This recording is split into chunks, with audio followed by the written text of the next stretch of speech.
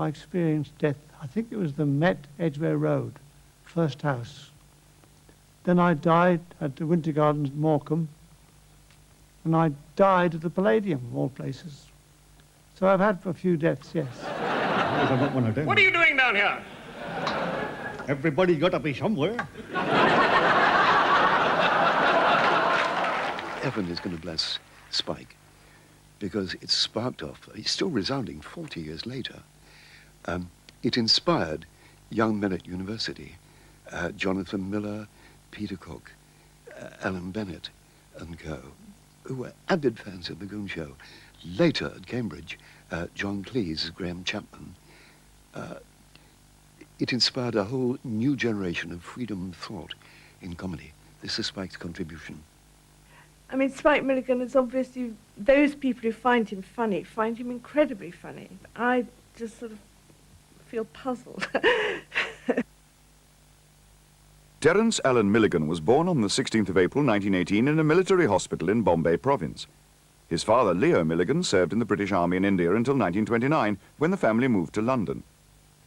After the Second World War, he became an entertainer and musician before creating the legendary radio comedy series The Goon Show. As well as enjoying a prolific career in radio and television, Spike Milligan also wrote several volumes of wartime memoirs, a novel, Cocoon, and many books of serious and comic verse. It was an Indian childhood. I was an only child in a matriarchal house. There was my grandmother, my auntie, and my mother. And my father was always away in the army somewhere. And I think I resented his absence because I used to wet the bed, which is a sign of children trying to express themselves somewhere or other. Maybe it's an attempt to get the sheets changed. Yes, but who are you? Oh, the hard ones first, eh? A very sunny, happy childhood all together like this. It seemed to be one mass of sunshine and running and jumping and skipping, swimming in rivers, places like that, eating curry, seeing vast British Army parades on the Polo Ground on Armistice Day, things like that. I think he probably had quite a strange childhood, sort of moving around a lot in India, and an alternate of this army regime, which he obviously rather admires, although he makes fun of it, and a slightly wanting to debunk it, but also being quite impressed by it, I think. We went to number 4 Ringstead Road, Catford, and we went to live in an attic. It was very depressing. And all the while, though, I was learning to play the guitar and the double bass and the trumpet. And life was made easier for me by playing in a dance band in the evening and earning some money. And then, ta-da, came the war. The rest is history, isn't it? I was frightened of dying, yes. I was always frightened of getting killed. The worst fear was not dying, but getting mutilated, getting your innards blown out or something like that. And when you saw it actually happening, you realize it could happen to you. It's a big, wide, wonderful world you live in. When you're in love, you're a master. Of all you survey, you're a gay millionaire. There's a brave new, wonderful world about you. When you're in love, you hear music, and nightingales singing, you're walking on air. Well, we were climbing up a hill called Colle Dimiano. We were taking some batteries up to the wireless set to the observation post, and suddenly all these mortar bombs started to rain down on us. And one blew me up. I should have stayed up, really. I should never have come down. This is the BBC Home Service. And it used to be so popular.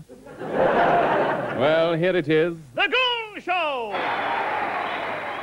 The explosive quality of it on the Sunday when it was performed, that was the day that made it all really worthwhile, hearing them laughing. But then, after that, it was just back to work for me next day on the typewriter. think it was Spike who probably first coined the thought that radio is the theatre of the mind. Now, if you were to take almost any Goon script and put it on television, as Spike has imagined it in his brain, it will fall flat in its face on television because you are seeing the obvious. And the obvious as built on television is never as good as the ideas that Spike had brought to life in your brain. Oh, come in, come in. Oh! Always silent and upward. How dare you ride a naked horse into our bedchamber? Don't worry, this horse is a nudist. I don't care. Get some clothes on him. Never. I refuse to ride a clothes horse. It was good because it broke all the molds for comedy. We broke out of the traditional type of BBC comedy. I think it gave birth to a new scene of comedy that is still developing now. Spike changed humour in the same way the Dadaists changed modern art. Peter Sellers.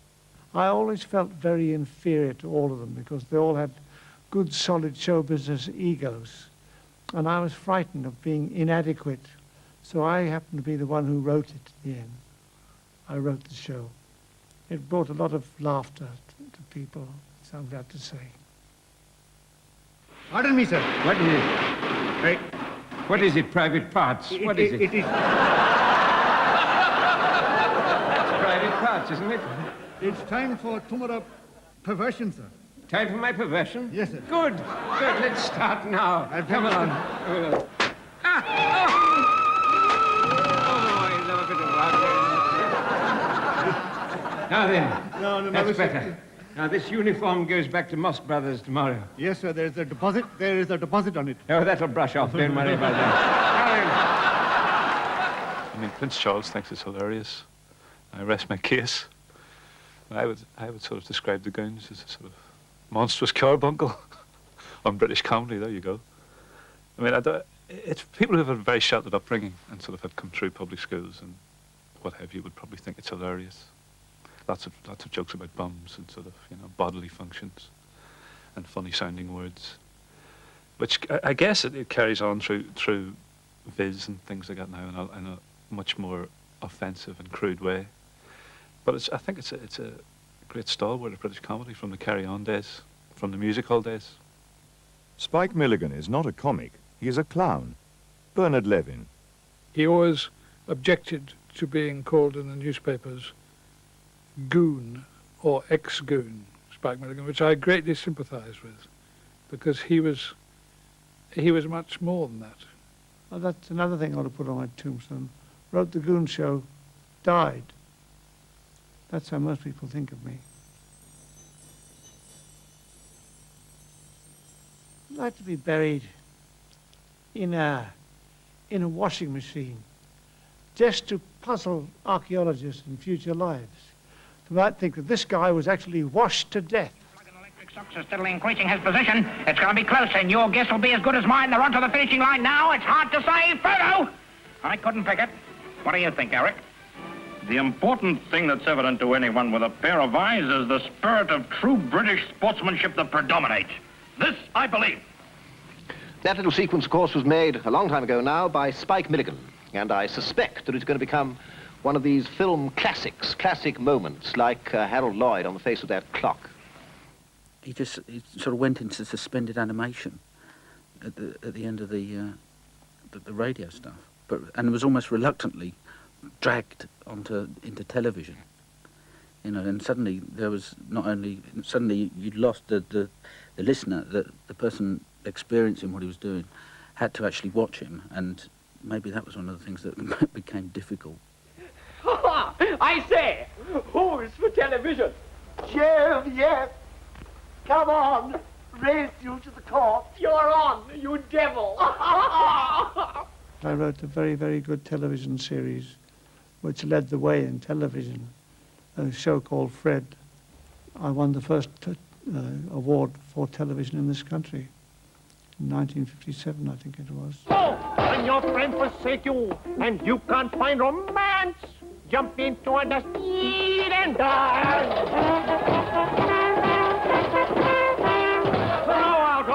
rubbish. Show them you don't care. When they come to empty it won't be there. When you've got no trousers with ragged underpants, just leap into that dustbin and die. I wrote a series called the Q series, which is the series that the Monty Python team copied. They copied every style that we did in that. And mind you, the difference was they had 6 wonderful performers, and I didn't in my show. I only had me and some second bananas. To find out whether people actually did stand for the national anthem, we tried this simple experiment. Example 1, Kew Gardens.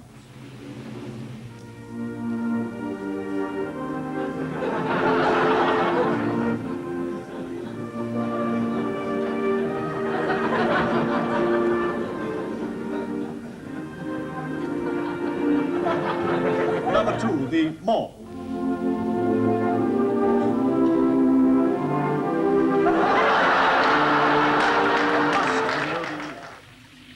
The Waterball.